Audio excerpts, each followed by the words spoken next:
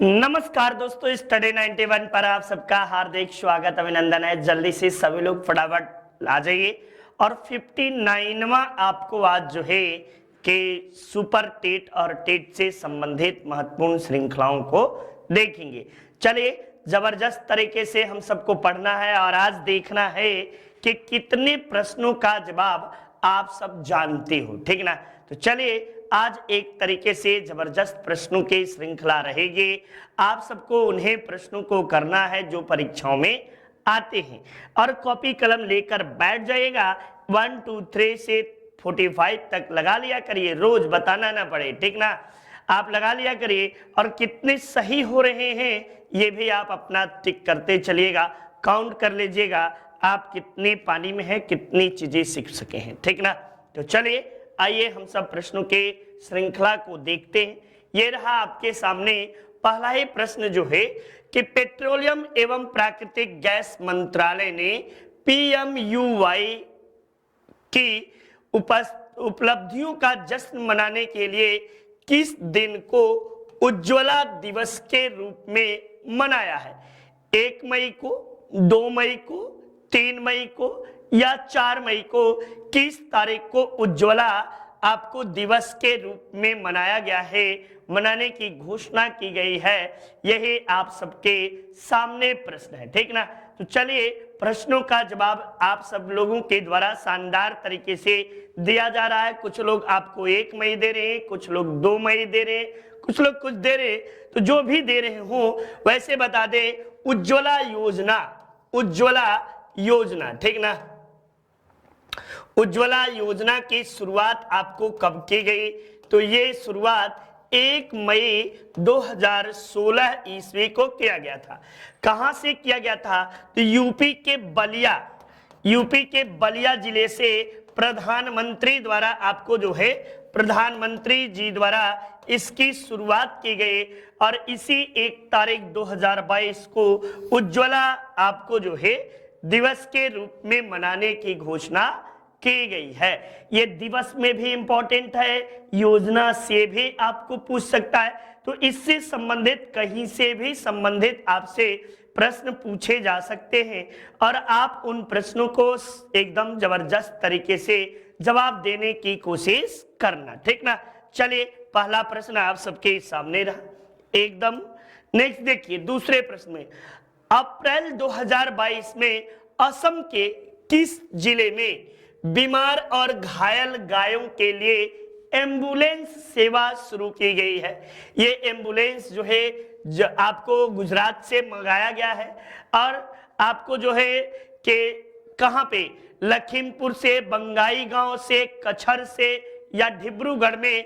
तब आप जवाब दीजिएगा कि डिब्रूगढ़, जो कि आपको असम का जिला है और इसी जिले में जो है कि घायल गायों के लिए एम्बुलेंस सेवा की शुरुआत की गई है, ठीक ना।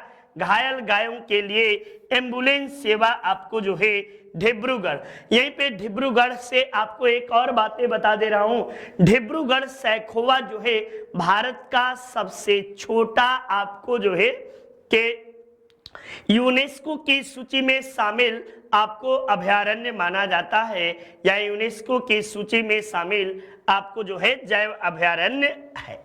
नेक्स्ट देखिए, हाल ही में इंडियन बिल्डिंग कांग्रेस, ये जो है इंडियन बिल्डिंग कांग्रेस ने बेस्ट इंफ्रास्ट्रक्चर प्रोजेक्ट का पुरस्कार किसे मिला है? प्रधानमंत्री संग्रहालय को, स्टैचू ऑफ यूनिटी को, अटल टनल को या इनमें से किसी को नहीं? किसे यह मिला है? आपको ऐसे प्रश्न का जवाब देना है, ठीक ना। तो बताइएगा कि इनमें से किसी को नहीं मिला है, ठीक। और आपको जो है किसे यह पुरस्कार दिया गया है? तो बताइएगा बॉर्डर रोड्स ऑर्गेनाइजेशन को, BRO, इसे ही दिया गया है बॉर्डर रोड्स ऑर्गेनाइजेशन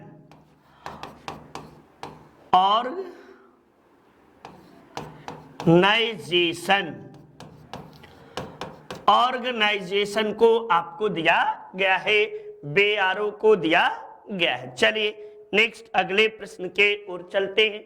अगला प्रश्न आप सबके सामने इस रूप में रहा, टाटा सन्स किसके साथ एयर इंडिया का विलय किया? तो लगभग 112 वर्षों के उपरांत एयर इंडिया पुनः टाटा के पास आ गई और टाटा के रतन टाटा जो हैं इनके दिशा निर्देश में आपको टाटा सन्स ने एयर एशिया का विलय किया। ठीक ना, किसे?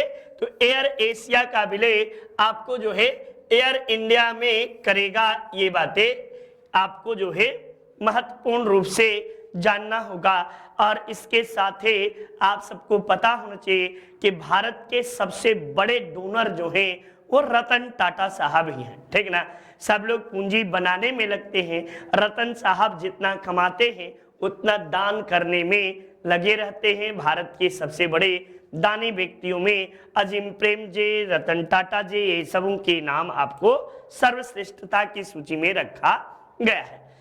उच्च न्यायालय के मुख्य न्यायाधीशों और मुख्यमंत्रियों के संयुक्त सम्मेलन, ठीक ना, यानी प्रत्येक राज्यों के जो हाई कोर्ट हैं इनके मुख्य न्यायाधीश और मुख्यमंत्रियों के संयुक्त सम्मेलन का उद्घाटन जो है किसके द्वारा किया गया? श्री राजनाथ सिंह द्वारा, श्री नरेंद्र मोदी द्वारा, श्री आपको अमित शाह द्वारा, या इनमें से किसी के द्वारा नहीं? तो बताइएगा श्री नरेंद्र दामोदर दास मोदी जी के द्वारा आपको हाई कोर्ट के मुख्य न्यायाधीशों और प्रत्येक राज्य के आपको मुख्यमंत्रियों के एवं प्रशासकों का संयुक्त बैठक का उद्घाटन किया गया। ठीक, तो ये महत्वपूर्ण बातें रही। चलिए, वीडियो शानदार तरीके से हमारी संस्था की ओर से वीडियो की किताब लिखी गई है, आप इसे जरूर से परिचित करिए और जरूर से पढ़िए। ठीक, तो आप सबके लिए ये शानदार पुस्तक आप सबके पास आपके द्वार तक बड़े ही आसानी से मिल रहे होंगे, पहुंच रहे होंगे और आप सबके सुनहरे भविष्य के लिए है। तो चलिए आगे हम सब बातें करते हैं। अगले प्रश्न में, हाल ही में भारत का अमृत सरोवर किस राज्य में स्थापित किया गया? भारत का पहला अमृत सरोवर है, ये आपको अमृत महोत्सव के तहत, किसके तहत? तो अमृत महोत्सव के तहत आपको इसके स्थापना की गई है। कहां पे? उत्तर प्रदेश, आपको जो है कि गुजरात, राजस्थान या मध्य प्रदेश? तो बताइएगा उत्तर प्रदेश के रामपुर में। कहां पे? उत्तर प्रदेश के रामपुर में आपको जो है भारत का पहला अमृत सरोवर आपको जो है अमृत सरोवर स्थापित किया गया है। तो ये महत्वपूर्ण बातें आप सबके लिए है। हाँ, आप कमेंट बॉक्स में बताएंगे इसका उद्घाटन किसने किया? उद्घाटन किसने किया?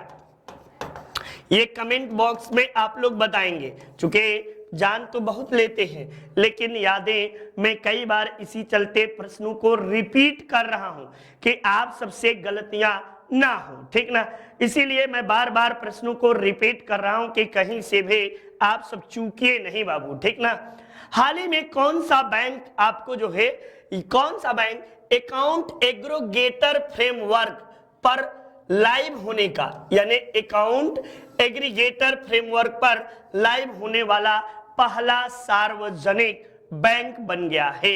ये कौन सा बैंक है जो कि आपको सार्वजनिक क्षेत्र का बैंक है? यस बैंक है, बैंक ऑफ इंडिया है, या यूनियन बैंक है, या आपको आईसीआईसीआई बैंक? तो यस बैंक और आईसीआईसीआई बैंक तो सार्वजनिक बैंक ऑलरेडी नहीं है, तो इसका आपको हो नहीं सकता। अब बचे bank of India, union bank. तो आपको यूनियन बैंक जो है ये पहला अकाउंट एग्रीगेटर फ्रेमवर्क पर आने वाला बैंक हुआ। ठीक ना, तो चलिए अगले प्रश्न के ओर चलते हैं। जबरदस्त एकदम पसीने से लथपथ, लाइट नहीं है। ठीक ना, एकदम गर्मी में हालत खराब है और खूब आंधी तूफान की स्थिति भी आज बनी हुई थी। ठीक ना, हाल ही में किसे थल सेना का नया सह प्रमुख नियुक्त किया गया है?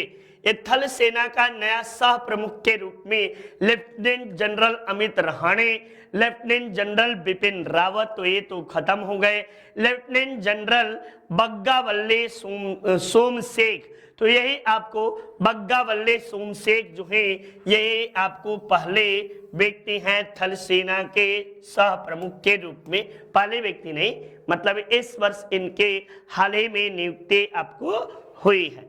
चलिए अगले प्रश्न में देखते हैं, हाल ही में किस बैंक ने MSME, ठीक ना, के लिए open for all digital ecosystem launch किया है, यानी ओपन फॉर ऑल किसी के लिए खुला है, UCO bank, ICICI bank, HDFC bank या कर्नाटक बैंक, तब आप सवाल का जवाब क्या देंगे जल्दी से कमेंट बॉक्स में बताइएगा। तो इसका जवाब ICICI बैंक जो है ये पहला बैंक है जो ओपन फॉर ऑल के लिए खुला हुआ है, ठीक ना। तो चलिए अगले प्रश्न के ओर चलते हैं, हाल ही में किस देश के लैंडस्केप गार्डन सिटियो बर्ल मॉर्क, ठीक ना, ये पूरा नाम है, ठीक ना, मॉर्क को यूनेस्को की विश्व धरोहर सूची में आपको दर्जा दिया गया है, ब्राजील का है, फ्रांस का है, जर्मनी का है, कनाडा का है। तो लैंडस्केप गार्डन सिटियो बर्ल आपको मार्क्स जो है ये ब्राजील का आपको है, और यहाँ पे रियो प्रकार के पौधे पाए जाते हैं। इस आपको गार्डन में आपको कितने प्रकार के पौधे हैं आप कल्पना भी नहीं कर सकते। यहाँ पर आपको जो है 3500 प्रजाति के पौधे, ठीक ना, 3500 प्रजाति के पौधे आपको इस गार्डन में पाए जाते हैं, ठीक ना। वैसे भी ब्राजील जो है ये दुनिया में आपको सबसे ज्यादा जैव विविधता, सर्वाधिक जैव विविधता वाला देश माना जाता है, सर्वाधिक जैव विविधता वाला देश है। साथ ही साथ इसे सांपों का देश भी कहते हैं ब्राजील को, ठीक ना, सांपों का देश के नाम से भी जाना जाता है। ब्राजील का सबसे बड़ा शहर जो है रियो डिजनेरियो जो है, नेरियो सबसे बड़ा शहर ब्राजील का या उत्तरी अमेरिका का सबसे बड़ा शहर माना जाता है, जबकि ब्राजील की राजधानी ब्रासिलिया है, ठीक ना, ब्राजिलिया है। ये बातें भी आप सबको पता होनी चाहिए। नेक्स्ट देखिए, UP-SSS से वीडियो शानदार तरीके से हमारी संस्था की ओर से पढ़ाया गया है। इसमें 600 से अधिक वीडियो लेक्चर है, फ्री टेस्ट सीरीज है, स्मार्ट PDF मटेरियल है, ऑफलाइन डाउनलोड करने की भी सुविधा है और शानदार तरीके से आप सब इसे परचेज कर सकते हैं। साथ ही साथ हमारी संस्था की ओर से सुपर टेट का भी जबरदस्त तरीके से आपको बैच संचालित है, आप इसे परचेज कर सकते हैं। रक्त में सफेद कण आपको क्या होता है, हीमोग्लोबिन ले जाते हैं, पोषक तत्व को ले जाते हैं, शरीर के को संक्रमण से बचाते हैं या खून जमने में मदद करते हैं। तो आपको जो है सफेद रक्त कण जिसे WC बोलते हैं, ठीक ना, ब्लड आपको WBC व्हाइट ब्लड कॉर्पस के नाम से जानते हैं। इनका यदि बात की जाए कार्यकाल की तो इनका कार्यकाल 4 से 6 दिन का इनका कार्यकाल होता है, और ये खून जमने में नहीं भैया, शरीर को संक्रमण से बचाने में महत्वपूर्ण भूमिका आपको जो है अदा करते हैं, ठीक। इसके साथ साथ ही इन्हें ल्यूकोसाइट्स के नाम से भी जाना जाता है। क्या कहते हैं, ल्यूकोसाइट्स भी कहते हैं, ल्यूकोसाइट्स, ठीक ना, साइट्स के नाम से भी इसे जाना जाता है। और इसके विषय में कुछ बातें और भी हैं, इसे आपको जो है कि शरीर का आपको जो है सैनिक कहा जाता है, ठीक ना, इसे शरीर का सैनिक कहा जाता है, शरीर का सैनिक कहा जाता है। ये महत्वपूर्ण बातें, ये सुरक्षा करने का काम करता है, संक्रमण से बचाने का काम करता है, ठीक। लेकिन अत्यधिक मात्रा में जब RBC WC में बदल जाता है तो इसमें ल्यूकीमिया यानी ब्लड कैंसर होने के चांसेस भी बढ़ जाते हैं, ठीक। तो ये महत्वपूर्ण बातें रही। चलिए अगले प्रश्न की ओर चलते हैं, किस ग्रह को बौना ग्रह कहा जाता है, प्लेटो, सेरस, नेपच्यून, एरियस। तो आपको प्लेटो जो है पहले आपको जो है 24 अगस्त 2006 से पहले जो था ये आपको क्या था, तो ये आपको ग्रहों की सूची में था, 9 ग्रह थे, लेकिन 2006 ईस्वी में इसे ग्रह की सूची से निकाल दिया गया। क्यों? क्योंकि ये आपको ग्रहों की सूर्य की परिक्रमा न करके बल्कि अपनी परिधि के परिक्रमा सिर्फ करता था, इसी कारण इसे आपको ग्रह की सूची से निकाल दिया गया और यही आपको बौना ग्रह के नाम से भी जाना जाता है, ठीक ना। 1930 ईस्वी में अमेरिकी वैज्ञानिक आपके द्वारा इसकी खोज की गई थी, जिनका नाम तांबे था। तांबे जी के द्वारा इसकी खोज की गई थी, ठीक ना। इसकी खोज किसने की? तो 1930 में तांबे टॉम्बे टॉम्बे टॉम्बे टॉम्बे जी के द्वारा इसकी खोज की गई और इसे ग्रह के सूची से निकाल दिया गया था। ग्रह के सूची से निकाल दिया गया, ठीक ना, सूची से निकाल दिया गया। कहीं कहीं से दूसरा सबसे छोट बौना ग्रह कहा जाता है, ठीक।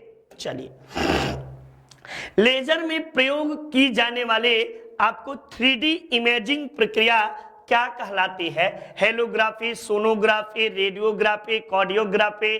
तो भैया इसे आपको 3D इमेज के रूप में प्रयोग की जाने वाली प्रक्रिया को हेलोग्राफी के नाम से जानते हैं। क्या कहते हैं? हेलोग्राफी के नाम से इसे जाना जाता है। चलिए नेक्स्ट देखिए, अगले प्रश्न में आप सबके सामने है, पंचतंत्र में मौजूद अमाशय रस में शामिल होता है। क्या अमाशय रस में आपको क्या शामिल होता है? यानी पाचन तंत्र में आपको जो मौजूद अमाशय रस है, इसमें आपको पेनक्रियाज जिसे बोलते हैं आग्नाशय और अमाशय अलग अलग है। अमाशय में आपको कौन सा रस शामिल होता है? तो हाइड्रोक्लोरिक अम्ल जो है ये अमाशय में शामिल होता है। HCl, ठीक ना, HCl आपको शामिल होता है। एकदम जबरदस्त गर्मी। चलिए तब तक अगले प्रश्न का जवाब देते चलिए। एटम बम का आविष्कार किया था, किसने किया था? जे रॉबर्ट ओपनहाइमर ने, या आपको जॉन ब्राउनिंग ने, सैमुअल कोहन ने, या सैमुअल कोल्ट के द्वारा? किसके द्वारा इसकी खोज की गई थी? ये बताइएगा, एटम बम का आविष्कार किसने किया था, ठीक ना। तो बताइएगा, जे परमाणु ओपन आपको हैमर के द्वारा इसकी खोज की गई थी, ठीक। ये आपको जो है इसकी खोज ओपेनहाइमर है, ठीक ना। हैमर या ओपन लिखा है, ओपेनहाइमर के द्वारा आपको इसकी खोज की गई थी, ठीक। चलिए नेक्स्ट आपके सामने अगला है प्रश्न, राजस्व लेखपाल का शानदार तरीके से हमारी संस्था की ओर से पढ़ाया गया है, इसे आप परचेज कर सकते हैं। और आप सबके लिए ये आपको 600 घंटे का वीडियो लेक्चर है, साथ ही साथ प्री टेस्ट सीरीज है, स्मार्ट PDF मटेरियल है और ऑफलाइन डाउनलोड करने की भी सुविधा आप सबको दी गई है। तो जल्दी करें और इसे परचेज करिए, ये आप सबके सुनहरे भविष्य के लिए बड़ा ही लाभदायक है। तो आप सब शानदार तरीके से इसे कर सकते हैं। नेक्स्ट देखिए, नागालैंड का आपको राष्ट्रीय भाषा क्या है? अंग्रेजी है, डोंगरी है, बोडो है, या आपको नागामिस है? तब बताइएगा, नागालैंड जो है ये आपको पूर्वोत्तर राज्य है और यहाँ की भाषा जो है ये आपको राष्ट्रीय भाषा अंग्रेजी है नागालैंड की, ठीक ना। नागालैंड के राजकीय भाषा अंग्रेजी है, ठीक। साथ ही साथ आप सबको बता दें, नागालैंड एक ऐसा राज्य है जहां पंचवर्षीय आपको जो पंचायती राज व्यवस्था लागू नहीं है। पंचायती राज व्यवस्था आपको लागू नहीं है, ठीक ना, लागू नहीं है। यहाँ पे आपको जो है एक संगठन काम करता था, ठीक ना, जो कि अभी भी समझौता कहीं ना कहीं सरकार से नागा बोडोलैंड के नाम से, तो वो सब भी अब धीरे धीरे मुख्य धारा में जुड़ रहे हैं। Tata institute of fundamental research, ये आपको जो है कहाँ स्थित है? तो ये आपको संस्थान किस लिए प्रसिद्ध है? तो सबको पता होगा उम्मीद से। और ये कैंसर का भारत में सबसे बड़ा संस्थान है, कैंसर के लिए जाना जाता है Tata institute of fundamental research, और ये आपको बंबई में है। कहाँ पे? बंबई में आपको Tata institute of fundamental research संस्थान बंबई में स्थित है। तो आप सब कर रहे होंगे, देख रहे होंगे कितने प्रश्न आप सबके सही जा रहे हैं, ये अच्छी तरह से आप सबको समझ में आ रहा होगा, ठीक ना। और लास्ट में सब लोग अपने अपने अंक बताइएगा कि हाँ सर मैंने इतने इतने पाए, मेरे इतने सही हुए, ईमानदारी से। क्योंकि मैं जल्दी जल्दी आंसर भी बताता चल रहा हूं तो ये ईमानदारी नहीं मानी जाएगी, ठीक ना। डिओडेनम का एक भाग है, किसका भाग है? छोटी आंत का, बड़ी आंत का, पित्ताशय का या अंडाशय का? तो बताइएगा डिओडेनम जो है ये किसका भाग है? कमेंट बॉक्स में जल्दी से आप सब कमेंट करिए। और ये भाग आपको किसका है? छोटी आंत का भाग जो है, ये डिओडेनम जो है ये छोटी आंत का भाग माना जाता है। किसका? छोटी आंत का भाग माना जाता है। चलिए नेक्स्ट देखिए, आपको अगले प्रश्न के और हम सब चलते हैं जबरदस्त पसीने से एकदम लथपथ। संसद के वर्तमान सत्र के निष्कासन को क्या कहते हैं भाई? तो इसे क्या कहेंगे? इसे निष्कासन को जो है संकल्प कहेंगे, कटौती प्रस्ताव, स्थगन या सत्रावसान। तो निष्कासन को स्थगन के रूप में जानते हैं, ठीक ना। स्थगन के रूप में आपको निष्कासन को जानते हैं। यदि कोई व्यक्ति संसद में है और अभद्रता का प्रयोग करता है तो ऐसी स्थिति में लोकसभा या आपको राज्यसभा के सभापति के द्वारा उसे निष्कासित किया जा सकता है।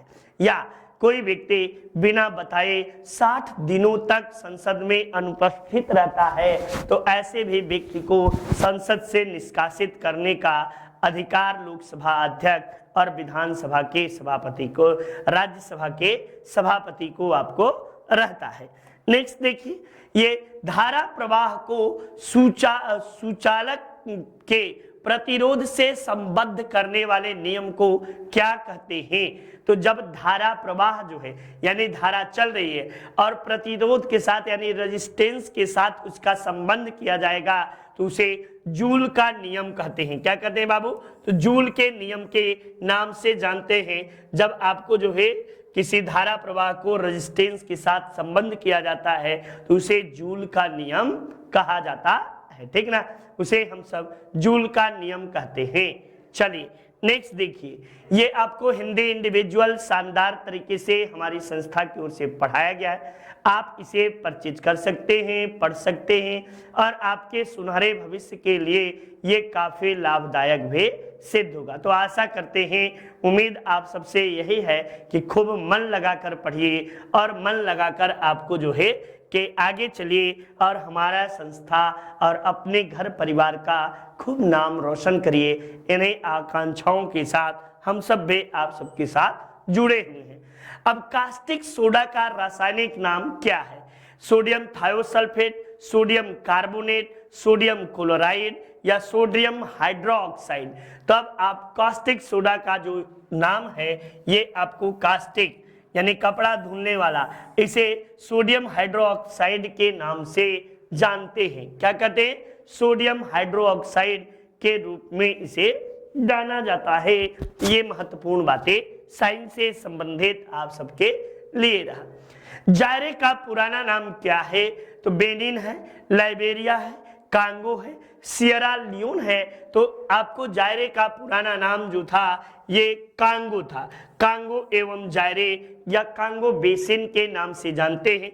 ये अफ्रीका मूल का देश है, अफ्रीकी मूल का देश, ठीक ना। अफ्रीकी मूल का देश आपको माना जाता है।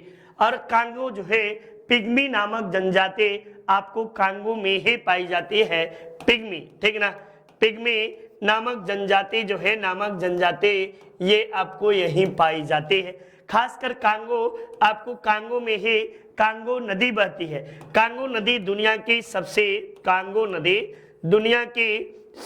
बड़ी नौगम्य नदी है, सबसे बड़ी नौगम्य नदी है, ठीक ना। नौगम्य नदी है, ठीक। तो ये सारी बातें आप सब यहाँ से देखते चलिए। और ये यूरोप की अफ्रीका की दूसरी सबसे बड़ी नदी, अफ्रीका की दूसरी सबसे बड़ी नदी के रूप में आपको ये रहा। ठीक, तो ये महत्वपूर्ण बातें रहे आप सबके लिए। भारत में अलवण जल की, यानी लवणीय नहीं, अलवण लिखकर फंसाया है, यही कर दो मीठे पानी की, मीठे जल के सबसे बड़े आपको झील कौन सी है? डल झील, भीमताल, बूलर झील या नैनीताल झील? तो आपको बूलर झील जो है ये आपको जम्मू कश्मीर में है। ठीक ना, जम्मू कश्मीर में JNK में आपको ये झील है। भारत का मीठे पानी के सबसे बड़े झील आपको जो है बूलर झील को कहा जाता है। ठीक, और सबसे बड़ा झील यदि पूछे तब बताइएगा कि सबसे बड़ा झील जो है, एशिया का सबसे बड़ा झील आपको माना जाता है, वह उड़ीसा में है और उसका नाम कमेंट बॉक्स में आप लोग बताएंगे। जल्दी से बताइए तो कमेंट बॉक्स में उसका नाम। तो आप सब एकदम से फटाफट बताइए, क्या चिल्का झील है? क्या चिल्का ही है बच्चा। एशिया का सबसे बड़ा लवणीय झील माना जाता है, लैगून झील माना जाता है। ये अभी 2021 के PCS में यह प्रश्न आप सबसे पूछा था। ठीक ना, और बहुत महानुभाव लोग जो है गलतियां किए थे।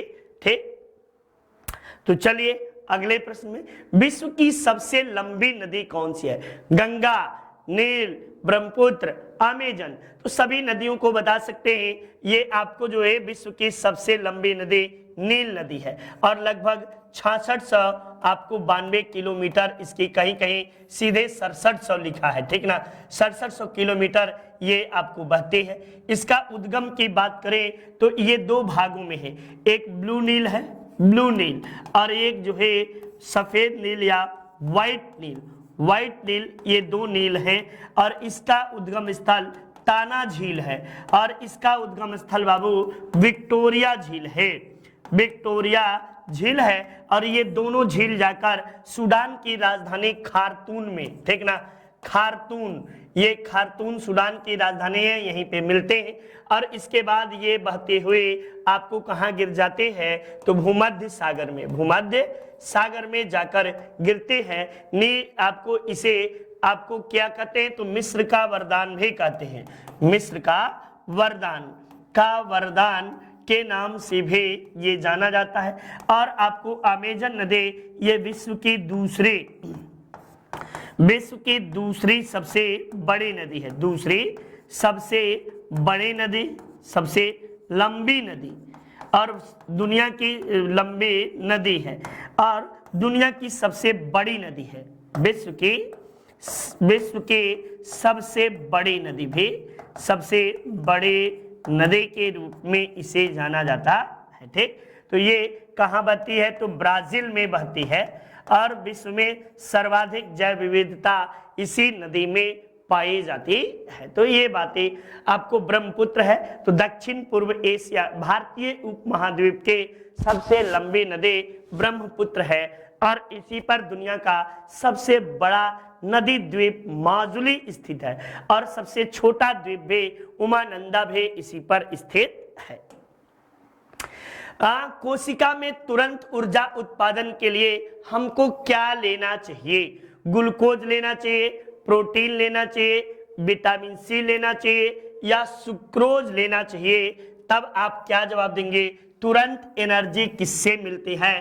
तो तुरंत एनर्जी ग्लूकोन डी पिएंगे तब मिलेगी या किससे मिलेगी? ये बात आप सबको पता है, ग्लूकोन डी इसीलिए हम सब पीते हैं। और ग्लूकोन डी पर देखते होंगे यहाँ ग्लूकोन डी होता होगा, ये ग्लूकोज का डिब्बा है। ठीक ना, ये आपको जो है यहाँ से एक दिखाता है, आपको एडवर्टीजमेंट करते हुए कि ये ग्लूकोन डी का आपको डब्बा है, ये ग्लूकोन। और यहाँ सूर्य है, यहाँ एक बच्चा जो है ये काफी मुरझा जाता है, थक जाता है, ये आपको जो है ये बना लीजिए, मुंह कुछ भी आपको जो है हाथ हुथ बना लीजिए और फिर तुरंत ये पीता है, इसे एनर्जी मिल जाती है और ये दौड़ना चालू कर देता है। तो ये बातें ये आपको जो है ग्लूकोज से मिलता है, C6H12O6 आपको जो है ग्लूकोज। नेक्स्ट देखिए, आपको NTA नेशनल एलिजिबिलिटी टेस्ट शानदार तरीके से हमारे संस्था की ओर से पढ़ाया गया है, आप इसे परचेज कर सकते हैं और आपके सुनहरे भविष्य में काफी लाभदायक भी सिद्ध होगा। साथ ही साथ यूपी टेट की भी हमारे संस्था की ओर से शानदार तरीके से पढ़ाया गया है, आप इसे भी परचेज कर सकते हैं। सिस्टमा नेचुरे नामक आपको पुस्तक किसने लिखी? लैमार्क ने, बुफान ने, डार्विन ने या लीनियस के द्वारा? तो बताइएगा सिस्टमा नेचुरे नामक पुस्तक की रचना आपको लीनियस के द्वारा किया गया है, ठीक ना। ये लीनियस जो है वर्गीकी के जनक कहे जाते हैं, लीनियस को कई चीजों का जनक कहा जाता है।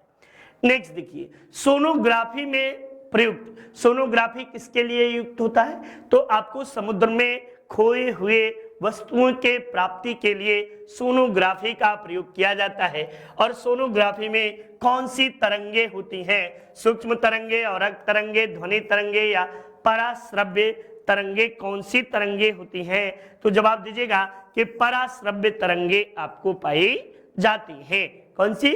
पराश्रव्य तरंगे आपको जो है सोनार में, इसी को सोनोग्राफी को ही सोनार कहते हैं, जो समुद्र में खोई हुई वस्तुओं के खोज करने में आपको सहायक होता है। नेक्स्ट ये देखिए, प्रयोगशाला में संश्लेषित किया गया वह कार्बनिक यौगिक कौन सा है? यूरिया है, एरिक एसिड है, लैक्टिक एसिड है या आपको ग्लूकोज है? कौन सा आपको प्रयोग किया गया है? तब आप इसका जवाब क्या देंगे? चलिए जल्दी से फटाफट बताइएगा कि कौन सा आपको होता है प्रयोगशाला में संश्लेषित किया गया पहला कार्बनिक यौगिक कौन था? तो यूरिया, ठीक ना। यूरिया जो है ये आपको जो है आपको संश्लेषित किया गया पहला कार्बनिक यौगिक माना जाता है, ठीक। तो ये प्रथम कार्बनिक यौगिक है, ठीक ना। ये महत्वपूर्ण बातें आप सबके लिए रहा। चलिए अगले प्रश्न के ओर चलते हैं। रक्त के उभय प्रतिरोध क्रिया यानी बफर क्रिया किसकी उपस्थिति के कारण होती है? तो इस प्रश्न का आप सब जवाब देते रहिए, तब तक एक घूंट हम जल ले लेते हैं, चूंकि जल ही जीवन है, गला सूख गया है।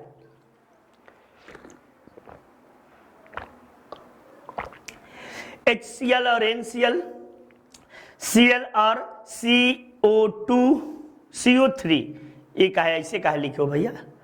आपको Cl और HCO या HCO3 और H2CO3,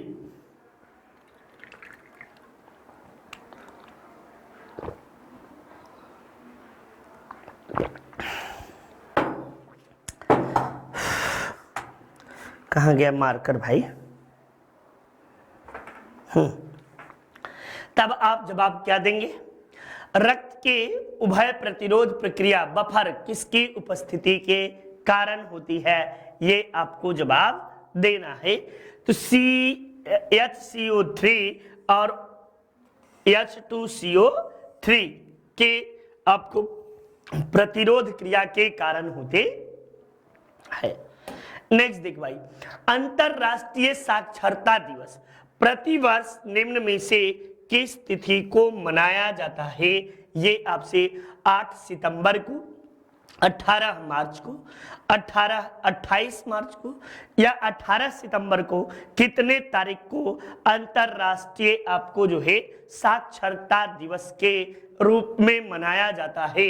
ये आपको जवाब देना है। तो उम्मीद करते हैं कि मैक्सिमम लोगों का गलत जवाब आएगा, क्योंकि अंतरराष्ट्रीय साक्षरता दिवस आप सब जल्दी नहीं पढ़ते हैं, लेकिन टेट सुपर टेट में शिक्षा से संबंधित है, इसीलिए मैंने इस प्रश्न को शामिल किया। और 8 सितंबर को अंतरराष्ट्रीय साक्षरता दिवस के रूप में मनाया जाता है। यूपी पुलिस कांस्टेबल का शानदार बैच हमारे संस्था की ओर से दिया गया है, आप इसे परचेज कर सकते हैं, पढ़ सकते हैं और आपके सुनहरे भविष्य के लिए काफी लाभदायक भी होगा, ऐसा ही उम्मीद हम सब कर सकते हैं या करते हैं, ठीक ना। तो चलिए एकदम शानदार तरीके से आप सब पढ़ते रहिए और आप सबके लिए है। पिट्स इंडिया एक्ट के तहत निम्न में से किसकी स्थापना की गई थी? तो पिट्स इंडिया एक्ट ये आया ही कब था, तो ये आपको 1784 ईस्वी में आया था।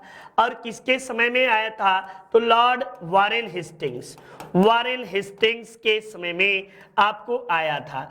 और इस एक्ट के तहत कई महत्वपूर्ण कार्य हुए, जिसमें आपको जो है नियंत्रण बोर्ड की स्थापना भी की गई थी। साथ ही साथ द्वैध शासन को द्वैध शासन जो है पहली बार वैधानिक रूप से लागू हुआ, ठीक ना, वैधानिक रूप से लागू हुआ। और कब तक चला, तो ये आपको जो है 1784 से लेकर 1858 ईस्वी तक आपको द्वैध शासन चलता रहा। ये महत्वपूर्ण बातें रही। नेक्स्ट, किस दिन को अंतरराष्ट्रीय अहिंसा दिवस के रूप में मनाते हैं, तो जहिया गांधी जी का जन्म हुआ है उसी तारीख को अंतरराष्ट्रीय अहिंसा दिवस भी हम सब मनाते हैं, ठीक ना। तो गांधी जी का जन्म जो है 2 अक्टूबर को हुआ था और 2 अक्टूबर को अंतरराष्ट्रीय अहिंसा दिवस के रूप में हम सब मनाते हैं या याद करते हैं अहिंसा दिवस के रूप में, ठीक ना। तो ये महत्वपूर्ण बातें आप सबके लिए रहा, ठीक। चलिए अगले प्रश्न के ओर चलते हैं। एकदम शानदार इजी प्रश्न है, यदि करना चाहो तो सारे प्रश्नों को कर सकती हो। वह कौन जो सर्वोदय और भूदान आंदोलन दोनों से संबंधित था, आपको जो है राम मनोहर लोहिया, राजेंद्र प्रसाद जी, विनोबा भावे जी या भूला भाई देसाई।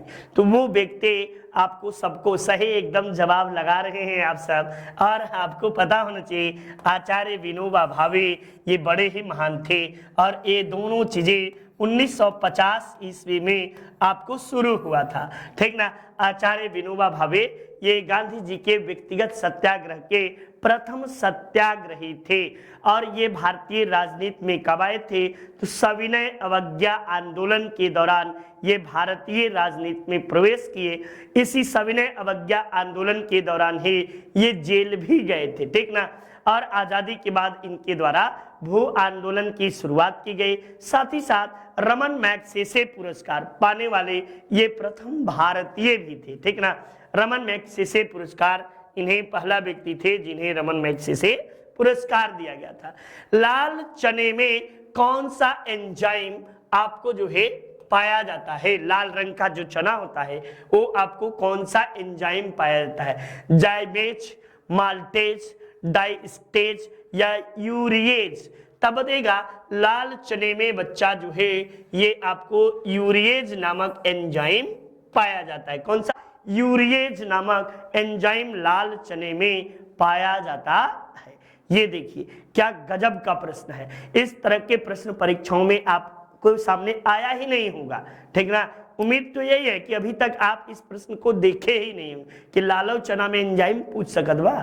तो आपको पाचन और भोजन जो है उससे संबंधित आपको ये प्रश्न रहा कि लाल चने में कौन सा आपको एंजाइम पाया जाता है, तो यूरिएज नामक एंजाइम पाया जाता है।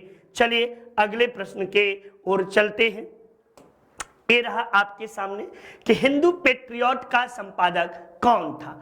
अरविंदो घोष थे, शिशिर कुमार घोष थे, राजशेखर बसु थे या आपको हरिश्चंद्र मुखर्जी थे। तो ये हिंदू पेट्रियट जिसके स्थापना 1956 ईस्वी में की गई थी और आपको हरिश्चंद्र मुखर्जी 1960 ईस्वी में इसके संपादक बने थे, संपादक थे, ठीक ना। और संपादन के दौरान ही इन्होंने नील विद्रोह का समर्थन किया था। नील विद्रोह का समर्थन हिंदू पेट्रियट के संपादक आपको हरिश्चंद्र मुखर्जी के द्वारा किया गया था। ये नील विद्रोह का समर्थन भी किए थे। शिशिर कुमार घोष, इनके द्वारा अमृत बाजार पत्रिका, ठीक ना, अमृत बाजार पत्रिका जो है इसका संपादन किया गया था। ये पत्रिका जो था वर्नाक्यूलर प्रेस एक्ट, ठीक ना, आपको वर्नाक्यूलर प्रेस एक्ट से बचने के लिए, प्रेस एक्ट से बचने के लिए रातों रात अपना संस्करण चेंज कर दिया था, ठीक ना। रातों रात संस्करण संस्करण बदल दिया था और जो है बांग्ला से आपको क्या कर दिया, तो अंग्रेजी कर दिया था। श्री अरविंदो घोष के द्वारा वंदे मातरम नामक समाचार पत्र का प्रकाशन किया जाता था। ये सारी बातें आप सबको याद होगा, उम्मीद करते हैं कि किसी की गलत भी नहीं होगी। नितिन सर के द्वारा हैंड रिटेन नोट्स है, शानदार तरीके से आपको लिखा गया है, आप इसे परचेज कर सकते हैं और मन लगाकर खूब पढ़ भी सकते हैं। साथ ही साथ उस रोजगार की स्थिति को क्या कहते हैं जिसमें कृषि श्रमिकों का उत्पादकता शून्य होती है। तो कृषि में छिपी हुई बेरोजगारी को प्रच्छन्न बेरोजगारी के नाम से जानते हैं, या इसे ही छिपी बेरोजगारी कहते हैं। ये आपको प्रच्छन्न या छिपी क्यों कहते हैं, तो एक एग्जाम्पल के तौर पर देखिएगा ग्रामीण क्षेत्रों में कि जैसे मेरे पास 1 बीघे जमीन है, तो 1 बीघा जमीन मेरे लिए खुद भी कम है, लेकिन गरीब लोग जो है 1 बीघे के क्षेत्र में वो भी काम करते हैं, उनके पिता भी, मैं जैसे काम कर रहा हूँ मेरे पिता भी काम करें, मेरा बेटा भी, हम सब एक ही काम में 1 बीघा की खेती जोत रहा है, अलग अलग फसल उपजा रहे हैं, और हम सब कारण जब पूछा जाए कि क्या करते हैं तो खेती करते हैं, ठीक ना। तो यही आपको प्रच्छन्न बेरोजगारी या छिपी हुई बेरोजगारी के नाम से जाना जाता है, ठीक। तो ये एकदम ठेठी भाषा में समझ लो। दिल्ली सल्तनत के एकमात्र मुस्लिम शासिका कौन थे, तो दिल्ली सल्तनत के इतिहास में एकमात्र मुस्लिम शासिका रजिया, सुल्ताना रजिया हुई थी। ये आपको सुल्ताना रजिया इल्तुतमिश की पुत्री थी। किसकी? इल्तुतमिश की पुत्री थी। और अपने जीवन काल में ही इल्तुतमिश अपने बेटों से अधिक इसे मानता था और इसमें शासक बनने के गुण भी विद्यमान थे। इसीलिए इल्तुतमिश अपने जीवन काल में ही इसके नाम के खुतबे पढ़वाया और इसके नाम के सिक्के भी जारी करवाया था। इसका शासनकाल की बात की जाए तो इसका शासनकाल जो है 1236 से लेकर 1240 ईस्वी तक इसका शासनकाल रहा। लेकिन अल्तुनिया नामक एक आपको व्यक्ति से प्यार करने के कारण सभी, चूंकि जितने मुस्लिम वर्ग के लोग थे, पुरुष थे, वो बड़ा इससे घृणा करने लगे कि एक महिला होकर गद्दी पर बैठेगी, बाप रे बाप, ये गलत हो रहा है। और ये भी घोड़ा वोड़ा पे टोपी काबा पहन के, चोंगा और काबा पहन के आना चालू कर दी, तो और ज्यादा जलना चालू हुए। जब आज के समय में फतवा जारी कर रहे हैं तो उस समय क्या करते होंगे ये तो पता होना चाहिए। आज से 700 साल पहले, 800 साल, 900 साल पहले क्या करते होंगे ये तो आप अच्छी तरह समझते हैं, ठीक ना। तो समझ लीजिए इतने संघर्षों के बाद और अंत में रजिया को सल्टा दिए सब। नेक्स्ट देखिए, निम्न में से कौन सा उद्यान या अभयारण्य राजस्थान में नहीं है?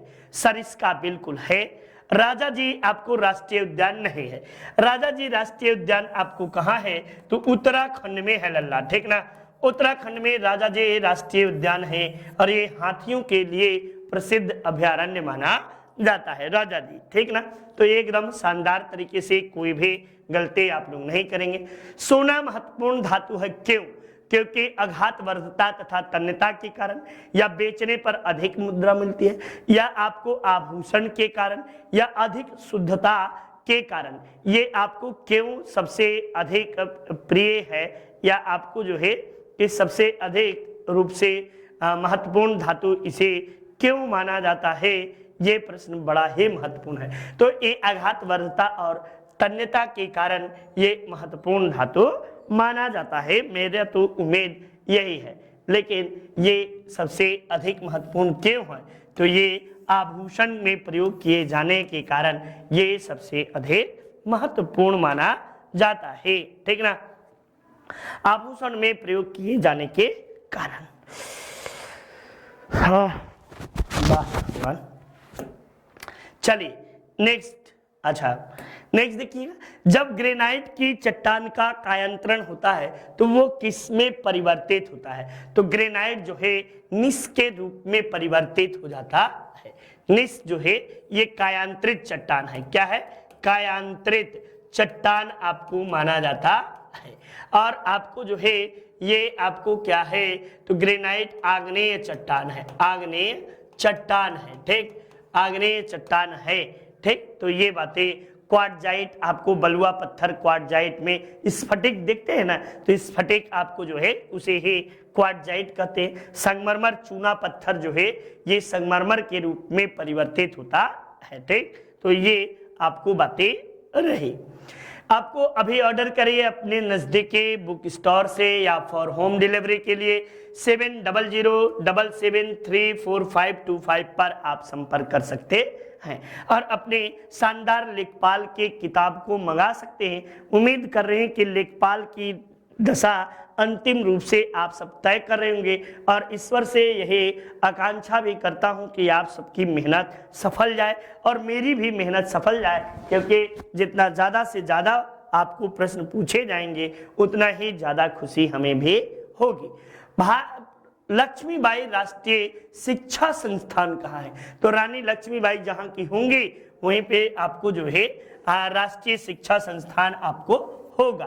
तो कहाँ पे रानी लक्ष्मीबाई कहाँ की रहने वाली थे? तो ग्वालियर। उस समय इंदौर, झांसी, आज झांसी हुआ है, वो ग्वालियर में आपको जो है, ग्वालियर में आपको लक्ष्मीबाई राष्ट्रीय शिक्षा संस्थान आपको स्थित है, ठीक ना।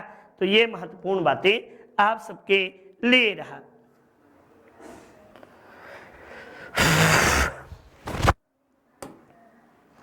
स्वतंत्र भारत का पहला केंद्रीय बजट किसने प्रस्तुत किया था?